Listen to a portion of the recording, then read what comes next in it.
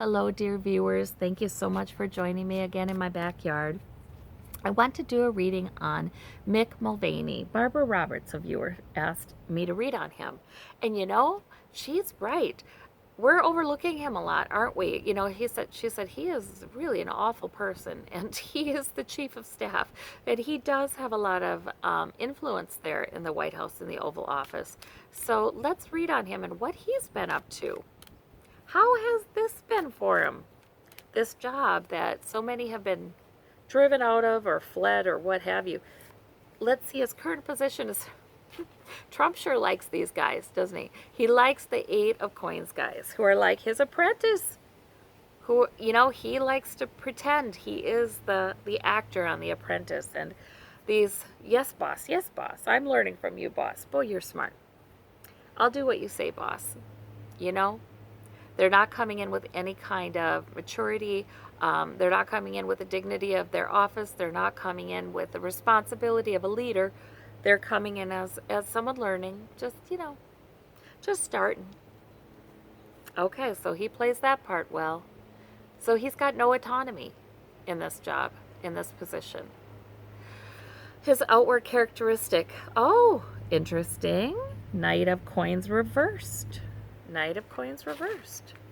So that means that he's not so dependable. He's not so reliable. He's not so hardworking as Trump would like. Trump is upset about that. Interesting. And sometimes he doesn't follow through with what Trump asks him to do because he has heard that previous chiefs of staff have sort of gotten away with that. Just don't do it, and he'll forget about it the next day. Trump is mad about that. That's what I'm getting there. It's not working so well. Inward characteristic is the 6 of Cups, nostalgia, looking back. Yeah. Oh my gosh. Isn't it interesting to see these people move through these positions and they end up getting a lot of the same cards as the one previous because they went into these positions thinking, I can be different. I can make it different. I can do better than General Kelly did. I understand Trump better. And they find out that it's the same because Trump is the same. So he's nostalgic as he's thinking back to what he thought this job was going to be and the days when Trump was happier with him, when he was Trump's golden boy. So he is falling from grace. Interesting. Okay, so what about his goal? The Hermit. Man, he just wants to keep his head low and not stick out too much. And oh my, he knows of some things too. I'm getting his energy. He knows of a bunch of things, and he is just hoping that the finger is not pointed at him. Like, Mulvaney, you knew about this. Did you design this? Was this your idea? Oh, he's trying to keep his head low. Gosh. Okay, what about what?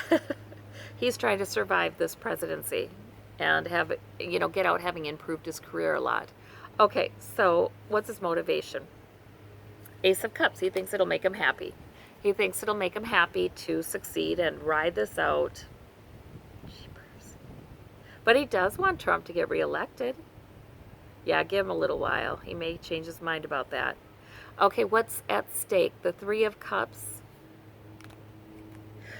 I feel like that a lot of times has come up with, voters celebrating, female voters celebrating, Democratic voters celebrating, because some things are coming out or, there's something going on.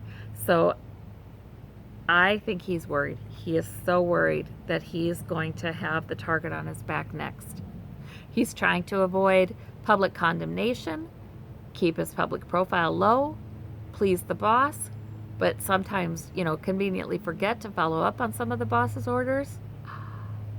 But Trump is not forgetting because he's gotten a little wise to that. Oh boy. What about his flaw or his need? That's the 4 of Cups reversed. So he needs some good news, Gal. He's dissatisfied. He's not satisfied. He needs some good news. That Ace of Cups is not there for him. He is not having any kind of fun. And he's not getting any kind of good news.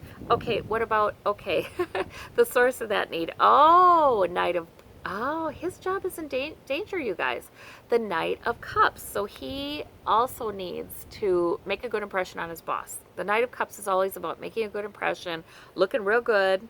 He wants to regain his former favor with Trump, and he's lost it. He's afraid he's really lost it. He needs some good news to be able to give to Trump, but he doesn't know what to say. Trump must be increasingly upset lately. I'm sorry for the jiggling camera, you guys. Trump must be increasingly upset. Okay, well, what effect does all that have? Okay, King of Swords.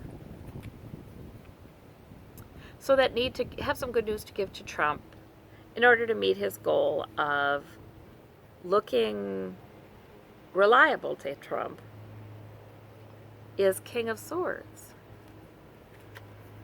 Investigation, possibly?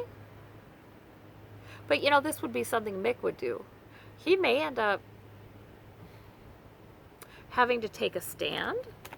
So, having to cut away, maybe he'll leave. How does this end for him?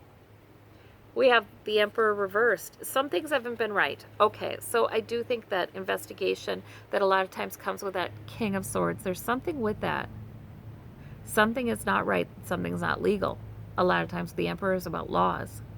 Something's not right, something's not legal. He's afraid secrets are coming out. He's keeping his head low. He knows that Trump has been doing things now. I mean, we're not talking about during the campaign. We're not talking about months ago.